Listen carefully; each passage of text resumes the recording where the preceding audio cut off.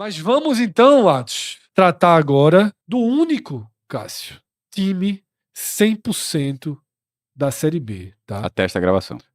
Obviamente. Aqui não temos bola de cristal. Pra saber tá? quando você tá vendo esse Nem o vídeo. DeLorean, né? Então, se o Náutico já tiver perdido algum jogo pelo caminho... Empatado. Ou empatado. Quando você estiver vendo esse vídeo lá pra abril, porque acho que até abril é difícil empatar um jogo, né, Atos? Veja, não, né? Eu posso nunca mais deixar de vencer um jogo na vida, né? Isso, são essas É duas aquele- opções, é. Cássio já assistiu, não sei se o Fred já assistiu, aquele filme Moneyball, Já assisti demais. conta a eu que- história do, é. conta a história do Oakland A's, que ele tem bate o recorde, né, da sequência de vitórias, acho que é com 21 ou 22 vitórias. Aí tem um jogo ali pela 17ª, 18ª vitória que aparece um torcedor com uma placa e tem escrito na placa: nunca mais perderemos novamente. veja a confiança da torcida tava com o time.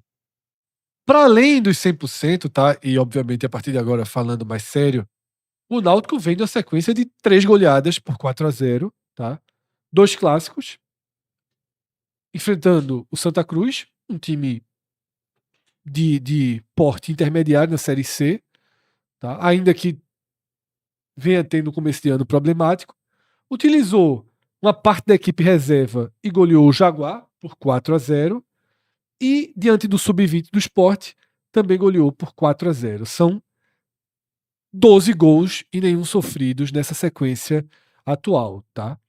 Antes disso, tinha feito as 2 primeiras partidas, onde teve bem mais dificuldade. O jogo contra o Maguari, vencido por 2-0, 2 gols de Paulo Sérgio, foi um jogo duro para o Náutico. E o decisão, o Náutico teve problemas durante a partida inteira, tá? Esteve atrás no placar, empatou, virou, mas Muriel precisou ser um protagonista. No final das contas, Atos, a gente, além de ter o único time 100%, a gente tem o melhor ataque da Série B no ano, com 16 gols, tá? E o melhor saldo, com 15 gols positivos. Não é a melhor defesa porque Breno, do Fortaleza, segue invicto. Na temporada, o Fortaleza não levou nenhum gol em 5 jogos, tá? Nos aspectos individuais de destaque, Paulo Sérgio faz um bom início de ano, tem 4 gols marcados, não é o artilheiro da Série B nesse começo de temporada, o artilheiro é Robson com 7 gols no Novo Horizontino, a gente já apresentou ontem.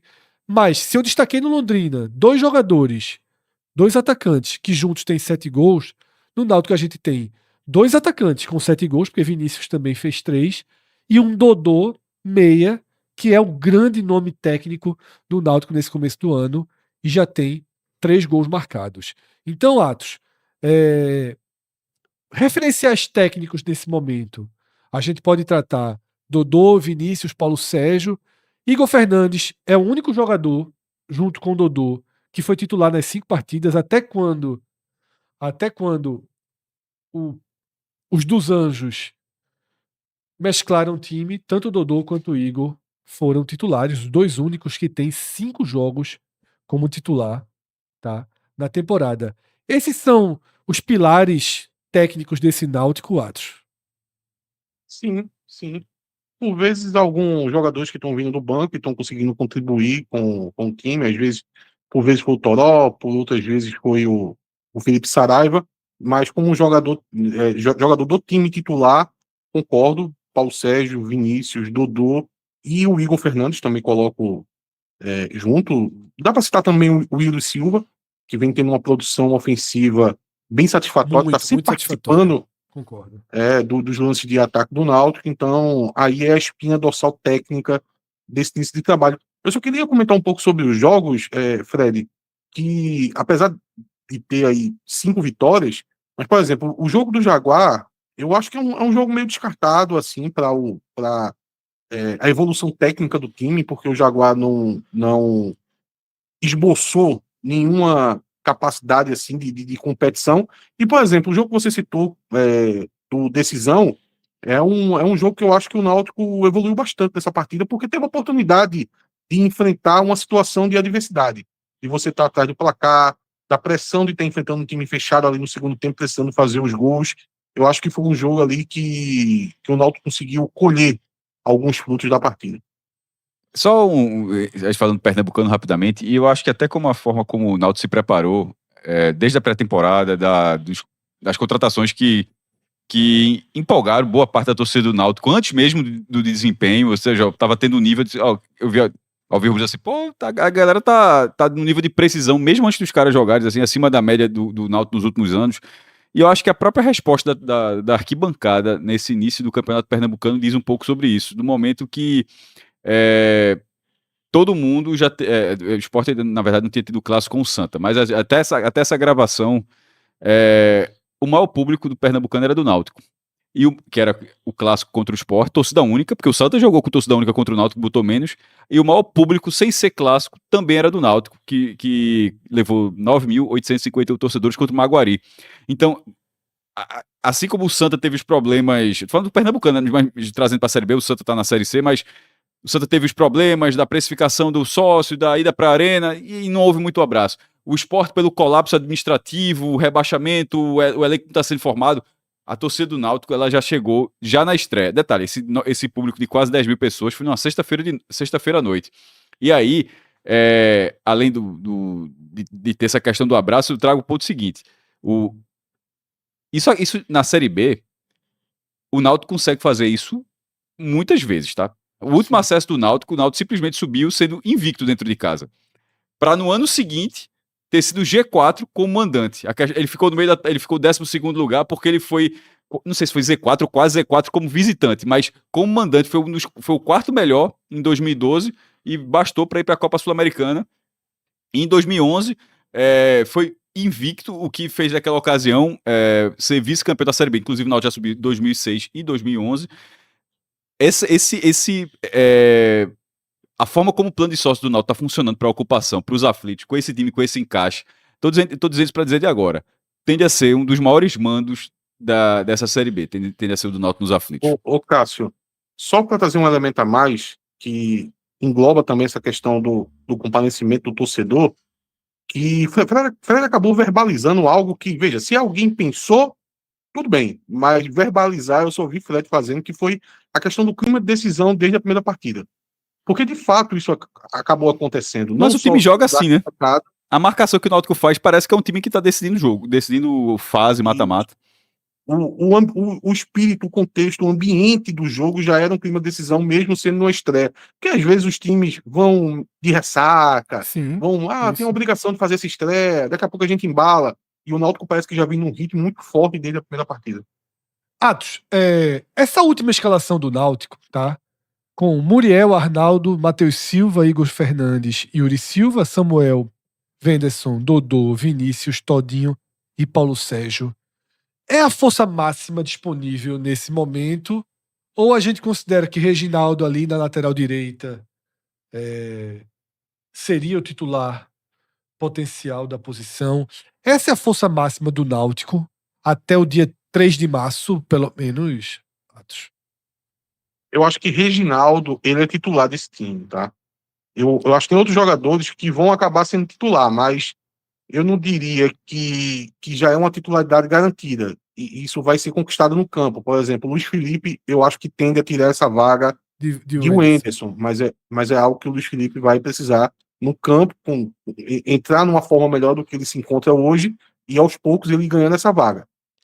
O Reginaldo, eu acho que vai acabar sendo titular no lugar do Arnaldo, até porque as participações do Reginaldo já foram altamente positivas, e é um jogador que, quando ele foi contratado, ele foi pensado para ser titular, né? Um jogador que deve ter um custo bem maior do que o Arnaldo. Do que está à disposição é isso, sabe? Aí certo. O Náutico tem algumas lacunas que para a Série B vai precisar se reforçar. Eu acho que o zagueiro central... A gente vai pro elenco para analisar isso. O Juninho é a última carta na manga, né? Que ainda não foi para mesa, né? Isso. O que dá, assim... Mesmo sendo um jogador, Fred, dá uma esperança grande na torcida, porque você já tem um time que já está rendendo, que já está em processo de evolução, e você ainda tem essa carta na manga. Eu acho que isso é importante, para poder você ver se consegue elevar mais ainda tanto o piso quanto o teto desse time. Então vamos, ver esse elenco do Náutico. Lembrando que esse tipo de quadro que a gente traz aqui, como nós somos um canal que temos como proposta inicial a cobertura do futebol do Nordeste, das principais equipes do Nordeste, a gente faz um acompanhamento diário, tá? dos 7 clubes da região. Então a gente tem esse elenco distribuído organizadamente no campinho. Não é um padrão para os 20 clubes que a gente está apresentando aqui. A gente está vendo que alguns times, 4 equipes, Sport, Fortaleza, Ceará e Náutico, a gente traz nesse universo aqui. Mas não tem muito o que avançar, né? Já debatemos nesse sentido, né, Atos? Esse debate que a gente vem trazendo agora, essa conversa, ela chega nesse campinho que tem apenas os jogadores espalhados por posição. Mas a pergunta que eu te faço é: lacunas, você citou. A gente aqui não está fazendo um raio-x dos estaduais. Esse já está no ar. Aqui é raio-x dos 20 clubes para a Série B. Quantos jogadores você imagina que chegam até o dia 3 de março? Fred, vamos lá. Eu vou tentar passar antes de responder, eu queria só acrescentar dessa mesma pergunta. Se nesse 3 de março, a gente estava gravando antes, na semana que encerrava o Pernambucano. Sim, o Náutico não vai mais trazer ninguém. Então, não, se esse 3 de março... Não, vai. Não, até sexta vai? É isso por isso que eu queria perguntar. Se esse até 3 de março significa realmente pós-Pernambucano ou se há uma pressa ainda para o Pernambucano. Era exatamente isso. Primeiro, a pressa pernambucana eu acho que é importante para poder... Porque é dos próximos dias, né? A gente está gravando de janeiro. Hoje é 27, né? Isso, dia 30 termina. Terça-feira, dia sexta-feira, fecha a janela. O Náutico vai trazer um lateral esquerdo, isso é 100% certo. Só falta anunciar. O Náutico só tem o Yuri Silva para posição. Apesar de a gente ter o Luiz Paulo ali, Fred, Mas tá eu machucado, não sei né? se ele ainda está em recuperação ou se ele não vai ser utilizado. Uma das duas coisas, mas o Náutico trata de como se só tivesse um jogador na posição. Igor Então, Fernandes, zagueiro em definitivo, né? Não... Em definitivo. Por hora, se precisar, ele atua na posição, tanto é que ele atuou contra o Jaguar, quando o Náutico entrou com o time reserva, para poder dar um descanso para o Yuri Silva, o Igor Fernandes foi para a lateral. Tinha uma expectativa muito grande de o Náutico anunciar até sexta-feira um jogador de lado, tá? Eu vou até falar o nome aqui. O jogador seria o Rafael Bilu, do Juventude, mas acabou que travou muito essa semana a negociação e era um jogador meio que único, Fred, para anunciar até sexta, que é um jogador que o Náutico queria, teve essa oportunidade, mas eu acho que deu uma esfriada. Por que eu digo isso? Porque a partir da semana que vem, quando for se esgotando os estaduais, aí o mercado se abre como um todo, e aí vão aparecer várias opções, aí eu acho que o Náutico não vai ficar preso só ao nome do Rafael Bilu. Mas, a nível de Série B, Fred, vamos lá para as lacunas. Uma lacuna clara é zagueiro, tá? O Náutico precisa de zagueiro. Eu acho o Matheus Silva um ponto fraco nesse time. Eu acho que é muito claro para mim que ele é meio que incompatível com a forma que o Náutico joga, por ser um zagueiro muito pesado. O Náutico precisa de velocidade dessa posição. A tendência é que o nome para poder reforçar a zaga do Náutico seja de Carlinhos, que jogou a Série C no ano passado pelo Náutico, e é um jogador que acho que até você comentou, não sei se foi no ar, que em outros clubes da Série B com interesse. Agora joga pela direita, Atos. Veja, ele é destro. Ele é destro. Eu ainda tenho uma dúvida muito grande se na cabeça de Hélio e de Guilherme dos Anjos eles podem colocar o Carlinhos pela direita. Eu não vejo problema no zagueiro destro jogar pela direita. Porque ele jogou pela esquerda no ano passado, né? Isso. E no time do Noroeste ele também vem jogando pela esquerda. Porque o zagueiro destro, quando ele joga pela esquerda, é porque o companheiro dele é pior que ele. Aí a turma bota o melhorzinho para jogar. O que não deixa de jeito nenhum é o oposto, né? O canhoto não joga pela direita. Não. Isso é uma regra tabu. O maior tabu, na verdade, do futebol é esse. Um canhoto joga como zagueiro direito nunca. É um debate longo, mas tem algumas questões até científicas que... Vamos fazer, Atos, um vídeo só para membros, tá? Explicando por que o canhoto não pode jogar de zagueiro pela direita. Isso, dá para trazer até dados dos esportes americanos. Ou seja, uma dupla de 2 destros, mas nunca uma dupla de 2 canhotos. Exatamente. Nunca uma dupla de 2 canhotos. Então, esse zagueiro, tá? É uma lacuna grande do time e pode ser esse jogador. Centroavante, claramente uma lacuna. É uma lacuna que o clube sabe disso. O clube ele foi para o Pernambucano sem contratar esse centroavante, porque é uma posição que é difícil. O mercado é muito aquecido nessa posição, muito inflacionado. Os clubes, os empresários, os jogadores cobram muito E o Campeonato Paulista acaba levando parte desses jogadores, então, ao fim dos estaduais, esses jogadores vão estar no mercado e o Náutico tende a trazer mais um centroavante. Então, um lateral esquerdo, um jogador de lado, um zagueiro e um centroavante. 4 contratações olhando 4 necessidades do time. Qualquer coisa além disso, aí já é uma oportunidade de mercado, é um extra. Dodô, segurança absoluta? Ou pode estar jogando mais do que devia? Veja, o Dodô pertence ao Coimbra, um time do interior de Minas Gerais, um time que revela muito jogador, uma fazenda de jogadores, Isso. né? Ótima O definição. Náutico tem o Dodô por empréstimo junto ao Coimbra, o que dá uma segurança, por incrível que pareça, dá mais segurança do que se o contrato fosse só com o Náutico. Por quê? Porque daqui a 6 meses o jogador poderia assinar um pré-contrato. Agora não pode, porque tem um contrato maior com o Coimbra e qualquer coisa que alguém queira fazer pelo Dodô, que queira contratar o Dodô, vai ter que negociar com o Coimbra e negociar com o Náutico pelas cláusulas do contrato vigente. E no bastidor já tentei buscar informação e a tendência, não consegui confirmar 100%, é que tenha aquela questão aquela cláusula, né, Fred, comum nesses contratos, que é a fixação do passe, né? Sim. Então deve ter um valor ali fixado que, se alguém quiser oferecer ao Coimbra, primeiro o Náutico pode ter a opção de comprar o jogador e vender o jogador para esse interessado. Então, Porque tá jogando muito bem. É comecinho de ano, claro, mas com a Série A insana, já começando, tá? é um jogador jovem, né? Isso. Eu acho que o Náutico tem que ter uma atenção também na proteção. A gente fala muito quem vai chegar, quem vai chegar, quem vai chegar, mas quando você tem um destaque que não é um jogador de contrato amarrado, você fica um pouco vulnerável aí. Quanto a isso, acho que só pro mercado de Série A, né? Foi o que eu falei de Londrina, só que ali é o time inteiro, basicamente. Né? É. Mas só mais uma informação de bastidor, Fred. Por favor. A turma tem muita confiança, tá, no contrato de Dodô, porque já existia expectativa, até me foi falado dessa forma, a expectativa era alta que ele ia performar já no início. Então a turma deu uma amarradinha a mais ali, porque se esperava que ele fosse render bastante. Mas não sei se de forma tão direta, né, Atos? Porque assim, uma coisa é render ali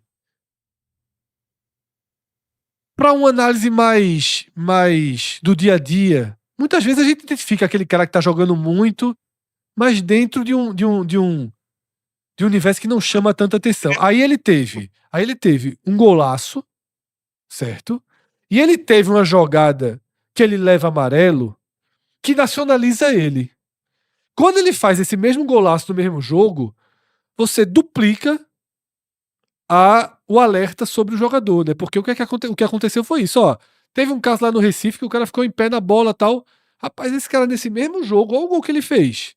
Tá? Então, assim, do jeito que tá a Série B, tá? Do jeito que está a Série A, e aí a Série B vai ficando muito para trás financeiramente. Por isso que eu fiz um alerta aí, se Dodô não começou acima do que devia, tá? Só para fechar, Fred, agora também não é um jogador barato, tá? É porque algumas pessoas não conhecem, estão surpresos com o futebol dele, mas a gente não está falando aqui de uma aposta que o Náutico Não, fez. Na sim, verdade, é um dos maiores investimentos que o Náutico fez para essa temporada. sim, É um jogador que estava no Por isso que eu ponto falei que é só Série A. Oi? Por isso que eu falei que é só Série A. Não é Goiás chega e tira o. Exatamente. Ele estava no ponto de ascender, o Náutico apostou nesse ponto de inflexão que ele ia ascender na carreira, e pelo menos no início da temporada está acontecendo. O que eu tô vendo até aqui pra essa Série B, eu não quantifiquei, eu não fiz um power ranking pessoal, tá? Eu tô indo aqui time por time. Eu diria que eu enxergo hoje de 8 até 10 times dentro de um grande universo de possibilidades, tá? Eu até acho que o Ceará e o Fortaleza, você encontra elementos para destacá-los dentro desses 10 times. Eu não estou dizendo aqui 10, eu não contei se são 8, 9 ou 10. Desse grande grupo, tá? Mas eu não acho, por exemplo, que eles formam um outro grupo. Eu não acho que é favoritismo ao acesso. Ceará e Fortaleza, e outro degrau, várias equipes que a gente pode citar aqui, que a gente está passando, tá? Talvez até já tenha passado por quase todas. eu acho que ainda tá tudo naquela margem. Eu tenho certas dúvidas. Ontem eu demonstrei isso no primeiro vídeo. Eu tenho alguma dúvida com o destino real do Fortaleza, né? Uma coisa é Fortaleza com Pochettino, com Moisés e com Barreiro, outra é se perder esses jogadores, tá? Tem alguns questionamentos, mas obviamente eu vejo que o Ceará vai brigar até o fim, que o Fortaleza vai brigar até o fim, que o Goiás vai brigar até o fim, tá? O Atlético Goianiense, pra mim, ele vem num bloco em que a gente pode citar o Criciúma, em que a gente cita o Novo Horizontino, em que a gente cita o Goiás. Sport, em que a gente cita o Náutico, o Goiás até um pouquinho à frente, talvez, na questão do elenco, mas vamos trazer o Goiás dentro desse bloco. Pra mim é um super bloco, tá? É um bloco que tem como novidade nesse começo de ano o Náutico. O Náutico é uma novidade. O Náutico não. A gente imaginava e desenhava o Náutico como um time fora do G10, como seria a Chape do ano passado, um time fora do G10 que poderia ter um vento e trazê-lo pra dentro. Depois do que jogou esse ano, não. Ele já tá dentro. Eu concordo com boa parte do que você disse. Só o Náutico agora aumentou o grau de favoritismo dele. Entrou pro bloco, pro segundo bloco, digamos favoritismo assim. de brigar. Entrou no lugar do Cuiabá. Entrou no lugar do Cuiabá. Mas esse de que entraria, assim, eu acho. Não sei nem como é que eu falei, mas nesse momento Mas você acha que era mais pra baixo ou mais pra cima? Porque o Náutico organizado, veja, o Náutico nós foi lanterna 2 vezes da Série B, assim, quando desarruma, meu irmão, assim, mas na forma mas com o time organizado, o Náutico sempre competiu em cima. Sempre. Certo, mas é o que eu falei. Então, é isso que eu detalhe, esse exemplo aqui eu disse pra ele dos anos e ele falou, é isso mesmo, é mirar a lógica da Chape. Ele falou aqui na entrevista com a gente. Mas aí eu usei o exemplo da Chape. Ele vai fazer. Porque o que é exemplo da Chape? Mas, pô, um time... veja, é um papel de qualquer treinador e é um papel correto transformar o seu time num time que é o que mais superou a adversidade. Não vejo dessa forma, não. Veja, o Náutico vai entrar melhor. Cássio, em novembro... O Náutico vai entrar com mais lastro do que a Chapecoense. O Náutico não é a Chapecoense do ano passado. Agora sim. Em novembro eu não considerava. Nesse momento já. Agora eu considero. Veja só, eu nunca considerei a Chape dentro de um G10 de favoritismo. Mas, tá? Você acabou de trazer negócio de L do ponto que a gente estava discordando, que era só o seguinte, eu acho que pelo histórico da série, eu prezo muito, é a minha característica. Claro, mas é porque eu gosto de quantificar também. Mas assim, é uma forma que eu me enxergo. O Náutico, eu repito, tirando as campanhas onde ele já entrou, desarrumado, e aí, meu irmão, vai bater lanterna, mas assim, na hora que ele tá competindo, o Náutico não fica ali na marola. Ele, por exemplo, o próprio time de Hélio, em 21, começa muito forte, e aí ele é desarrumado e o time no final das contas eu vou discordar de você porque é um time que vem nos pontos, detalhe, não, eu sei, Cássio, mas eu vou discordar, não é pela estatística, é porque ele vem de anos de Série C, ele vem ferido. Mas eu tô falando da Série B. Então, eu sei, mas ele vem ferido, não é um time que tá ali como o CRB. Mas essa elemento ausência... que vocês não estão considerando, desculpa, Cássio, tem um elemento que vocês não estão considerando que é o seguinte, para não ter um pouco de anacronismo. Esse debate que a gente está fazendo aqui, veja a qualidade do debate, de a gente olhar time por time, e eu disse que fiz um power ranking. Fred disse que não fez, mas ele, e junto com quem está assistindo a gente, consegue visualizar. Vai formando o power ranking. Consegue imaginar. E nos anos anteriores, que é o que Cássio está fazendo, olhando o histórico, ninguém nunca fez isso. Ninguém nunca olhou assim, peraí, em 2007, como é que era? Você tinha uma visão, o time paulista é forte, jogar no sul é difícil. Mas você não fazia esse trabalho. Eu vou dar um outro exemplo do que eu estou dizendo. De prezar um pouco da história, da forma como ela acontece, enfim. Não é algo científico, é simplesmente uma base histórica que você vê que tem um ciclo repetitivo. A Série B, pontos corridos, já tem 20 anos. Sim. Certo? Já foram vários náuticos disputando a Série B, ora na Série A e ora na Série C, mas são 20 anos que o Náutico faz parte. A primeira parte desse programa, por exemplo, o CRB estava na primeira parte. O CRB está há 12 anos. Esse é o 12º ano seguido do CRB na Série B. Ele só joga a Série B. O Náutico, assim como bateu na Série C, bate na Série A e já bateu em momentos diferentes. Subiu em 2006, subiu em 2000. Esse é o meu ponto. É um clube que historicamente, por exemplo, o Vila Nova tem o teto. Na hora que o Vila Concordo Nova, 100%. na hora que o Vila Nova, como aconteceu em Natal, é que Natal é pra lá, na hora que o Vila Nova viu a caverna do dragão ali pra subir e perde aquele jogo da... Isso quando acontecer com o Náutico, não vai estar ninguém dentro do Náutico. Concordo Ninguém vai 100%. estar se pensando, e agora, meu irmão? A gente tá tão perto, a coisa que ninguém nunca viu. Concordo 100%. São pessoas que já viveram aqui. Concordo 100%. Eu só não vou dizer que em novembro do ano passado, eu diria que o Náutico pertencia ao bloco direto de disputa pelo acesso. Eu acho até que foi debatido isso. O time não pertencia, mas o que eu tô dizendo é que dali, de lá pra cá... Por exemplo, eu vou dar um exemplo. O Avaí pertence mais do que o Náutico. E eu não vejo... Com acesso, sim. E eu não vejo o Avaí nem perto. Veja, o Avaí, como a gente falou, o Avaí... Muito mais que o Náutico. Não, veja, o Avaí é recordista de acesso. Exatamente. Junto do esporte, são os dois... Até pra ilustrar o que você tá falando. Avaí e Esporte, cada um tem 5 acessos dos pontos corridos. Então, eu concordo. Mas nesse momento tá muito mal. Mas aí tá muito mal. O Náutico muda isso. Mas vamos avançar aqui. Eu já tô quase me convencendo, Atos, a gente fazer um videozinho no final de tudo pra passar a régua, fazer logo esse Power Rank de janeiro e depois a gente assume a responsabilidade. E outro em abril, outro depois da Copa e vai mudando o Power Rank.